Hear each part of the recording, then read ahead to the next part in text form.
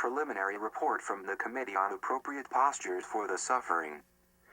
We who wear clean socks and shoes are tired of your barefoot complaining, your dusty footprints on our just clean rugs. Tired, too, of your endless ploys, the feigned amputations, the imaginary children you huddle with outside the malls, your rags and bottles, the inconvenient positions you assume.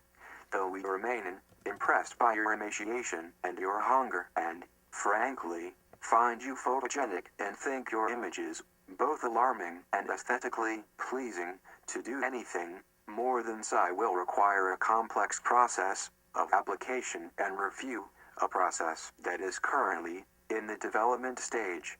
Meanwhile, may we suggest you moderate your public suffering, at least until the Committee on Appropriate Postures for the Suffering is able to produce guidelines.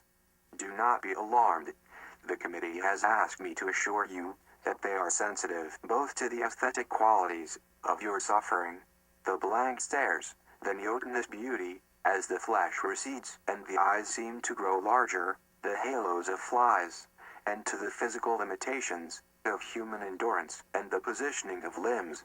They will, I am certain, ask that you not lift your naked children like offerings to the gods. On this topic, discussion has centered around the unfair advantage such ploys give the parents of such children. The childless, whether by choice or fate, are left to wither silently in the doorways, while those with children proffer and gesticulate in the avenues unabated. This offends our cherished sense of fairness, the democratic impulse that informs and energizes our discussions. Therefore, we ask for restraint, and where restraint is lacking, we will legislate. Please be forewarned. In addition, the committee will recommend that the shouting of slogans, whether directed at governments or deities, be kept to a minimum.